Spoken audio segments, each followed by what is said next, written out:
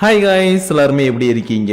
இன்னைக்கு நம்ம Tokyo cool anime season 2 episode 2 தான் பார்க்க போறோம். அதனால இதுக்கு முன்னாடி இருக்கக்கூடிய எபிசோட் அப்புறம் அதுக்கு முன்னாடி இருக்கக்கூடிய சீசன்ஸ் எல்லாத்தையும் பார்க்கலனா கீழே டிஸ்கிரிப்ஷன்ல லிங்க் இருக்கு, அதை யூஸ் பண்ணி போய் ஒன்ஸ் பார்த்துட்டு வந்துருங்க. அப்பதான் இந்த எபிசோட்ல இருக்கக்கூடிய சில இன்ட்ரெஸ்டிங்கான விஷயத்தை உங்களால தெளிவா புரிஞ்சுக்க முடியும். ஏன்னா இந்த டோக்கியோ கூல் அனிமேவுல ஒரு எபிசோட நீங்க பார்க்கக்கூடிய விஷயங்களுக்கும் இன்னொரு எபிசோட்ல இருக்கக்கூடிய வேற ஒரு விஷயத்துக்கும் நிறையவே லிங்க் இருக்கும். சோ அதனால பார்க்காதவங்க போய் பார்த்துட்டு வந்துருங்க. அப்புறம் அப்படி நம்ம சேனலுக்கு சப்ஸ்கிரைப் பண்ணாம இந்த வீடியோ பார்த்துக்கிட்டு இருக்கவங்க அப்படியே கொஞ்சம் கீழே இருக்கக்கூடிய சப்ஸ்கிரைப் பட்டனை தட்டி விட்டு பக்கத்துல வரக்கூடிய பெல் ஐகானை ஆல்ல வச்சுக்கோங்க. அது கூட சேர்த்து நம்ம சோஷியல் மீடியால ஃபாலோ பண்ணணும்னு நினைச்சீங்கன்னா டிஸ்கிரிப்ஷன்ல லிங்க் கொடுத்திருக்கேன், அதை யூஸ் பண்ணி ஃபாலோ பண்ற மாதிரி இருந்தாலும் ஃபாலோ பண்ணிக்கோங்க. ஏன்னா இப்போ நீங்க பார்த்துக்கிட்டு இருக்கிறது இன்ஃபினிட்டி அனிமேஷன் சேனல். வாங்க டைம் வேஸ்ட் பண்ணாம இந்த எபிசோடுக்குள்ள போயிடலாம். சோ இந்த எபிசோட் ஓபன் பண்ணதும் ஒரு சிசிஜி மெம்பர் செம வேகமா பறந்து வந்து கீழே விடுறாரு. என்னடான்னு பார்த்தா இவர் அடிச்சு போட்டதே ஒன் நைட் அவுல் தான். ஆனா இது ஒன்னும் கரண்ட் டைம்ல நடந்த சம்பவம் கிடையாது, 10 வருஷத்துக்கு முன்னாடி நடந்த சம்பவம். அதாவது போன எபிசோட்லயே சொல்லியிருப்பேன் இல்லையா, 10 வருஷத்துக்கு முன்னாடியே ஒன் நைட் அவுல் 150 பேரை ஒரேடியா போட்டு தெளிச்சுன்னு. அந்த சீன் தான் இந்த சீன். அது மட்டும் இல்லாம இந்த இடத்துல யாரெல்லாம் இருக்காருன்னு பார்த்தா கரண்ட்ல இருக்கக்கூடிய சீனியர் இன்வெஸ்டிகேட்டர் ஈகினோரா ஷினஹாரி, குரோவியா, அப்புறம் நம்ம செத்து போயிட்ட மாடோ. சோ இவங்க 3 பேரும் அப்ப எங்கேஜா இருக்கும்போது ஒன் நைட் அவுல் கூட ரொம்பவே டஃப் கொடுத்து சண்டை போட்டிருப்பாங்க. ஆனா ரொம்பவே முடியாத கட்டத்துல என்னடா பண்றதுன்ற மாதிரி யோசிக்கும் போது தான் இவங்க எல்லாரும் மிஸ்டீரியஸ் பர்சன் கூப்பிடக்கூடிய அரிமான்றவன் டக்குன்னு ஒருத்தனுடைய வெப்பனை எடுத்துட்டு போயிட்டு நான் இதை சமாளிச்சுக்கிறேன்னு அசால்ட்டா போயிட்டு சமாளிக்க ஆரம்பிச்சான். அதுக்கப்புறமேட்டு தான் சிசிஜில இருக்கக்கூடிய எல்லாருமே தப்பிச்சுட்டாங்க. ஆனா அந்த அரிமா போயிட்டு எப்படி அந்த ஒன்னைய கூட சண்டை போட்டான், என்ன பண்ணா, உயிரோட இருக்கிறானா இல்லையான்றது எதுவுமே இந்த இடத்துல காட்டல. அதுக்கு பதிலா அப்படியே இந்த சீனை கட் பண்ணிட்டு இவ பிரசன்ட்ல சிசிஜில ஒரு மிகப்பெரிய மீட்டிங் ஒன்னு நடந்துகிட்டு இருக்கத காட்டுறாங்க.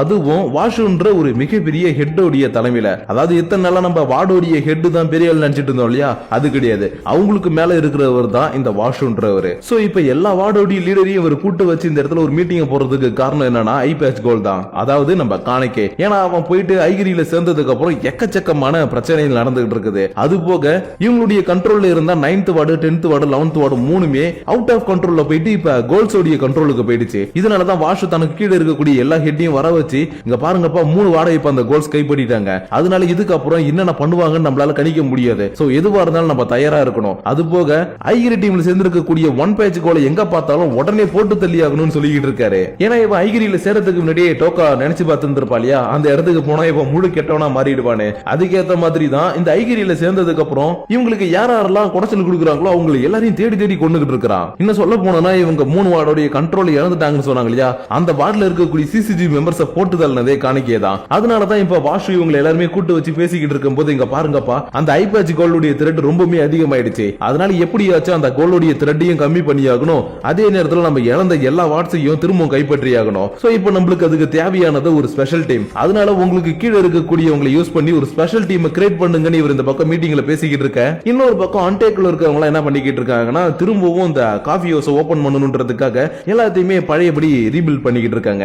ஏன்னா மாஸ்க் மேன் வந்தப்ப இந்த இடத்த ஃபுல்லாவே சதைச்சிட்டு போயிட்டான் இல்லையா, அதனாலதான் திரும்பவும் நம்ம அன்டேக்கோ பழைய நிலைமைக்கு கொண்டு போய் ஆகணும்னு இவங்க எல்லாருமே கடுமையா அந்த பக்கம் உழைச்சிக்கிட்டு இருக்கும் போது அந்த பக்கம் சிசிஜில வாஷுவோடைய மீட்டிங்கை முடிச்சிட்டு யாஷினோராவும் குரையாவும் லிப்ட்ல வரும்போது சில விஷயங்களை பேசிக்கிட்டு வந்துட்டு இருக்காங்க. அதாவது ஒன்னைய 10 வருஷத்துக்கு முன்னாடி இவங்களை அட்டாக் பண்ண மாதிரி இப்ப 2-3 நாளைக்கு முன்னாடி அட்டாக் பண்ணப்ப அட்டாக் பண்ணல இல்லையா, அதனால எதுக்காக அந்த ஒன்னை எவ்வளவு நம்மள அக்ரெசிவா அட்டாக் பண்ணவே இல்ல. அது மட்டும் இல்லாம நம்ம மேல விழ வந்த ஸ்ட்ரக்சரையும் உடைச்சு நம்மள காப்பாத்தி இருக்குது. அதனால இப்ப அந்த ஒன்னை எவ்வளவு நல்லதா மாதிரி இருக்கா இல்ல கெட்டதா இருக்குதான்னு என்னால டிசைட் பண்ணவே முடியலப்பா, ரொம்ப குழப்பமா இருக்குன்னு சொல்லவும் ஈக்குனரா உடனே இங்க பாருப்பா நம்மளுக்கு வயசாயிடுச்சு, அதே மாதிரி தான் அந்த கோலுக்கும் வயசாயிருக்கும், அதனால அதெல்லாம் பத்தி இப்ப கவலைப்படாத, இப்ப நம்ம டீம் கிரியேட் பண்றதெல்லாம் கான்சென்ட்ரேஷன் பண்ணணும்ன்ற மாதிரி இவர் சொல்லிக்கிட்டே லிஃப்ட் விட்டு வெளியில வர ஐயா இன்வெஸ்டிகேட்டர் ஈக்கினோரா ஒரு நிமிஷம் நில்லுங்கோ, உங்களுக்கு ஒரு மெயில் வந்திருக்குதுன்னு இந்த இடத்துக்கு ஒரு பையன் வேக வேகமா ஓடி வந்து ஒரு லெட்டர் கொடுக்குறான். யாருப்பா இதுன்னு பார்த்தா நம்ம ஹீடே தான். ஏன்னா இவன் இந்த இடத்துல மெயில் சென்ட் பண்ணக்கூடிய ஒரு பார்ட் டைமரா ஒர்க் பண்ணிக்கிட்டு இருக்கான். அதுவும் நம்ம காணிக்கையை காப்பாத்துறதுக்காக. ஏன்னா இவன் போன தடவை 11th வார்டுக்குள்ள இருக்கக்கூடிய காணிக்கைக்கு ஏதாவது பிரச்சனை வந்துற போதுன்னு காப்பாத்துறதுக்காக ட்ரை பண்ணும்போது இவனை உள்ள விட முடியாதுன்னு சொல்லிட்டாங்க. அதனாலதான் இவன் நான் வெளியாளா இருக்கிறதுனால தானே உள்ள விட மாட்டீங்க, நான் சிசிஜில ஒரு மெம்பரா சேர்ந்தா என்ன பண்ணுவீங்கன்னு சிசிஜிலே காணிக்கைக்கு ஹெல்ப் பண்றதுக்காக ஒரு பார்ட் டைமரா வேலைக்கு சேர்ந்துட்டான். ஆனா இவங்க கொல்லுன்னு கங்கணம் கட்டி தெரிஞ்சுக்கிட்டு இருக்கக்கூடிய ஒன் பேட்ச் கோலோடைய ஃப்ரெண்டு தான் இவன் இவங்களுக்கு தெரியவே தெரியாது. அதுக்கு பதிலா நல்லா ஹார்ட் ஒர்க் பண்ணக்கூடிய ஒரு நல்ல பார்ட் டைமர் மட்டும் தான் இவங்களுக்கு தெரியும். அதனால இவன் இந்த பக்கம் கொஞ்சம் சந்தோஷத்தோட பார்த்துட்டு திரும்ப இவர் நேரா தன்னுடைய ஆபீஸுக்கு வந்த உடனே இந்த இடத்துக்கு இவர் வர சொன்ன அம்மானை தவிர மீதி எல்லாருமே இருக்கிறாங்க. அதனால இவருடைய அசிஸ்டன்ட் கிட்ட எங்கப்பா நம்ம அம்மான்னு கேட்கவோ அவரா சார் அவர் இன்னைக்கு மாடோடைய கல்றைக்கு போயிருக்காருன்னு சொல்லிக்கிட்டு இருக்க.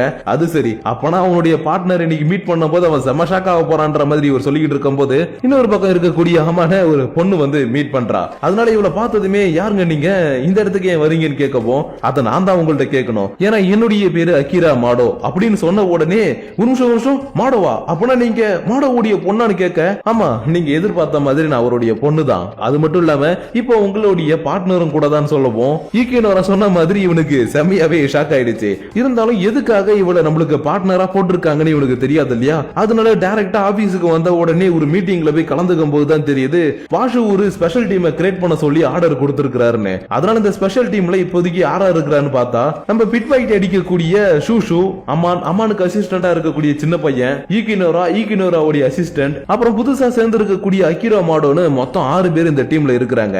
இருந்தாலும் அகிரா மாடோ எதுக்கு இந்த இடத்துல சேர்ந்து இருக்கிறானா தன்னுடைய அப்பாவுடைய சாவுக்கு பழி வாங்கணும்ன்றதுக்காக தான். ஏன்னா இவளுடைய அம்மாவையும் ஒரு கோல் தான் கொண்டு இருக்கும், இவளுடைய அப்பாவையும் ஒரு கோல் தான் கொண்டு இருக்கும். அதனாலதான் தன்னுடைய அப்பாவை கொண்ட கோலை பழி வாங்கணும்ன்றதுக்காக இந்த டீம்ல சேர்றது மட்டும் இல்லாம இந்த டீமுக்கு தேவையான நிறைய இன்ஃபர்மேஷன் ஆல்ரெடி இவ கேதர் பண்ணி எடுத்துட்டு வந்திருக்கா. ஏன்னா இவ ஒண்ணு தன்னுடைய அப்பா மாதிரி பைத்தியகாரத்தனமா அசால்ட்டா போயிட்டு அடிக்கலாம் கொள்ளலாம் ஆரம்பிக்க மாட்டா. அதுக்கு பதிலா நிறைய விஷயங்களை கேதர் பண்ணி அதுங்களை எங்க அடிச்சா எங்க வலிக்கும்னு பக்காவா பிளான் பண்ணி அடிக்கக்கூடிய ஒரு மிகப்பெரிய புத்திசாலி. ஆனா தன்னுடைய மாஸ்டருக்கு இப்படி ஒரு புத்திசாலியான பொண்ணு இருந்தான்ற விஷயமே அம்மானுக்கு தெரியாது. ஏன் அவர் ஒரு இடத்துல கூட தன்னுடைய ஃபேமிலியை பத்தி சொன்னதே கிடையாது. அதனாலதான் இவள ஒரு மாதிரி நம்ம அம்மான் பார்த்ததுக்கு அப்புறம் இந்த மீட்டிங் முடிஞ்சதுக்கு அப்புறம் போயிட்டு இவ கிட்ட கொஞ்சம் சகஜமா பேசலாம்னு பார்த்தா இவ ஏதோ இந்த இடத்துக்கு வேலை செய்ய வந்த ஒரு ரோபோட் மாதிரி, மிஸ்டர் சீனியர் இன்வெஸ்டிகேட்டர் அமான் உங்ககிட்ட இப்ப எனக்கு பேசுறதுக்கு டைம் இல்ல, ஏன்னா நான் நிறைய விஷயங்களை பத்தி ஸ்டடி பண்ணி ஆகணும், அதே நேரத்துல கோல்ஸ் போட்டு தள்ளி ஆகணும், அதனால உங்ககிட்ட இப்ப எனக்கு பேசுறதுக்கு டைம் இல்ல, இங்க கிளம்புறீங்களான்னு மூஞ்சில அடிச்ச மாதிரி சொல்லவும்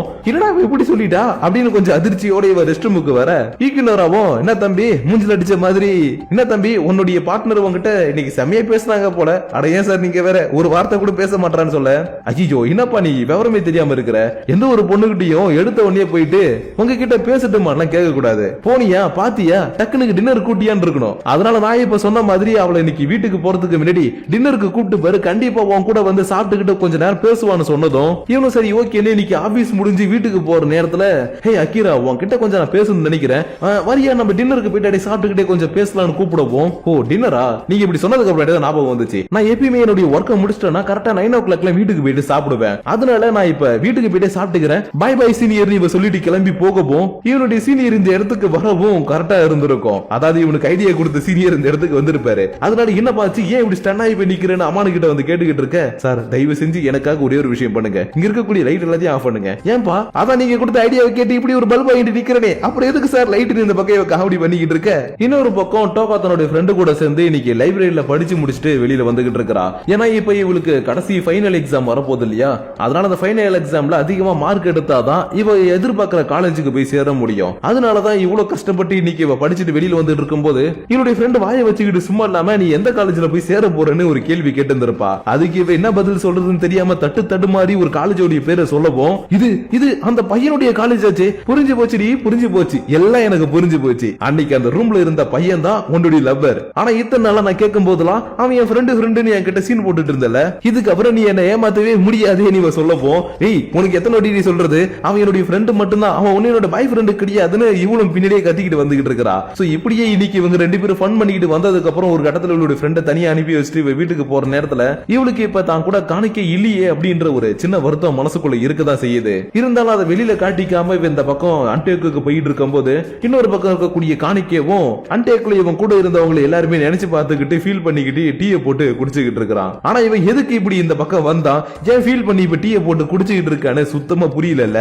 அது ஏன்றது இதுக்கப்புறம் வரப்போற எபிசோட்ஸ்ல நம்ம தெரிஞ்சுப்போம். சோ இப்படிதான் வேற வேற இடத்துல இருக்கக்கூடிய 2 பேருமே ஒருத்தர் மாத்தி ஒருத்தர் நினைச்சு ஃபீல் பண்ணிக்கிட்டு இருக்க மறுநாள் காலையில அன்டேக்குள்ள ஒரு செலிப்ரேஷன் நடக்குது. அதாவது அன்டேக்குவை ரீஓபன் பண்றதுக்காக திரும்ப மாடிஃபிகேஷன் எல்லாம் பண்ணி இருப்பாங்க இல்லையா, அதனாலதான் இந்த மாடிஃபிகேஷன் ஒர்க் எல்லாம் முடிஞ்சதுக்கு அப்புறம் அன்டேக்குள்ள இவங்க எல்லாருமே ஜாலியா இந்த ரீஓபனை செலிப்ரேஷன் பண்ணிக்கிட்டு இருக்கும்போது இன்னொரு பக்கம் ஐகிரிட்ரியில இருக்கக்கூடிய எல்லாருமே சூட்ஸ் சேர்ந்து இப்போதைய தலைவனை காப்பாத்தணும்ன்றதுக்காக ஒரு மிகப்பெரிய பிளான போட்டுக்கிட்டு இருக்காங்க. அதாவது மாஸ்கமனோடைய ஆர்கனைசேஷன் இருக்கு இல்லையா, அந்த ஆர்கனைசேஷனுக்கு அவன் போனதுக்கு அப்புறம் இப்போ ஒரு ஹெட் வந்திருப்பான். ஆனா அவன் ஒரு பைத்தியக்காரன்றதுனால அவனை அசால்ட்டா சிசிஜில இருக்கிறவங்க அரெஸ்ட் பண்ணி ரொம்பவே ஹைலி செக்யூர்டான ஒரு ஜெயிலுக்குள்ள அடைச்சி வச்சிருந்துட்டு இன்னொரு ஜெயிலுக்கு இப்ப அவனை மாத்திக்கிட்டு இருக்காங்களாம். அதனால அவனை காப்பாத்துறான்னு நம்ம நிறைய விஷயங்களை தெரிஞ்சுக்கலாம்னு ஒரு பிளான போட்டதுக்கு அப்புறம் இவங்க எல்லாருமே இன்னைக்கு ஈவினிங் ஆனதும் ஒரு பில்டிங் மேல நின்னுகிட்டு காப்பாத்துறதுக்கான சரியான டைமுக்காக வெயிட் பண்ணிக்கிட்டு இருக்க இவங்களுக்கு பின்னாடி நம்ம ஆல்ரெடி பார்த்த அந்த ட்வின் சிஸ்டர் இருக்காங்க இல்லையா, அவங்களும் சரியான டைம் வரட்டும் நம்மள அட்டாக் பண்ணலான்ற மாதிரி வெயிட் பண்ணிக்கிட்டு இருக்காங்க. ஆனா இதை எல்லாத்தையும் கண்டுக்காம இந்த ஐகிரி ட்ரியோடைய லீடர் ஒரு குட்டி பொண்ணு இருப்பா இல்லையா,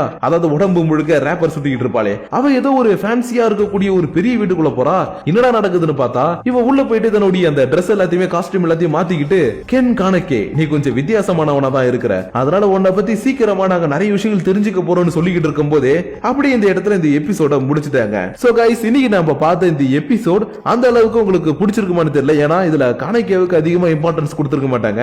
அதுக்கு பதிலா இந்த சீசன் 2ல சிசிஜில யார் முக்கியமான ரோல் பண்ண போறாங்களோ அவங்கள பத்தின கேரக்டர் டெவலப்மெண்ட், அப்புறம் இன்னொரு பக்கம் அன்டேக்ல இருக்கிறவங்க என்ன பண்ண போறாங்கன்றத லைட்டா டீஸ் பண்றதுன்னு சில விஷயங்களை சொல்லிக்கிட்டு இருந்தாங்க. அதனால இந்த எபிசோடு கொஞ்சம் லைட்டா போர் அடிக்கிறதுக்கு வாய்ப்பு இருந்திருக்கும். இருந்தாலும் ஒரு இன்ட்ரெஸ்டிங்கான விஷயம் என்னன்னா, ஆரம்பத்துல ஒன்னையாவுல் பண்ண ஒரு சின்ன விஷயத்தை நம்மளுக்கு போட்டு காட்டி இருப்பாங்க. அது போக அதுல ஒருத்தவன மிஸ்டீரியஸ் பர்சன் மென்ஷன் பண்ணாங்க இல்லையா, அவனை நீங்க ஆல்ரெடி பாத்திருக்கீங்க. எங்கடான்னு கேட்டீங்கன்னா, நம்ம அம்மானு இந்த சிசிஜில சேரும் போது அவன் வந்திருப்பான். ஆனா அதுக்கப்புறம் இவனை எந்த இடத்துலயுமே காட்டவே இல்ல. ஏன் திரும்பவும் ஒன்னையாவுல் வந்து சண்டை போடுற இடத்துல கூட இவனை காட்டல. அதனால இவன் ஏன் வெளியில வரல, இவனை எதுக்காக காட்டாம இருக்கிறாங்கன்றது எல்லாத்தையும் வரப்போற எபிசோட்ஸ்ல தான் நம்மளுக்கு கொஞ்சம் கொஞ்சமா புரிய வைப்பாங்க. அதனால நம்ம சேனல்ல தினமும் வரக்கூடிய வீடியோஸ் முடிஞ்ச அளவுக்கு ஸ்கிப் பண்ணாம பாக்குறதுக்கு ட்ரை பண்ணுங்க. அப்பதான் உங்களால நிறைய விஷயங்களை புரிஞ்சுக்க முடியும். அதே மாதிரி தான் இந்த வீடியோவை இது வரைக்கும் ஸ்கிப் பண்ணாம நீங்க எல்லாரும் பாத்துக்கிட்டு இருக்கீங்கல்ல, இந்த வீடியோ எப்படி இருந்துச்சு, இல்ல இந்த வீடியோல ஏதாச்சும் மாத்தணுமா, அப்படி இல்ல நான் எக்ஸ்பிளைன் பண்ற விதத்துல ஏதாச்சும் மாத்தணுமான்றது எல்லாத்தையும் கீழே இருக்கக்கூடிய லைக் பட்டனை தட்டி விட்டுட்டு அதுக்கும் கீழே இருக்கக்கூடிய கமெண்ட் செக்ஷன்ல உங்களுடைய பர்சனல் தாட்ஸ் அண்ட் வியூஸா கமெண்ட் பண்ணுங்க. அப்படி நீங்க பண்ணக்கூடிய அந்த கமெண்ட்ஸ் மூலமா சின்ன சின்ன சேஞ்சஸோட உங்களை நான் நெக்ஸ்ட் எபிசோடோட வந்து மீட் பண்ற வரைக்கும் உங்களிடமிருந்து விடைபெறுவது உங்கள் நான்.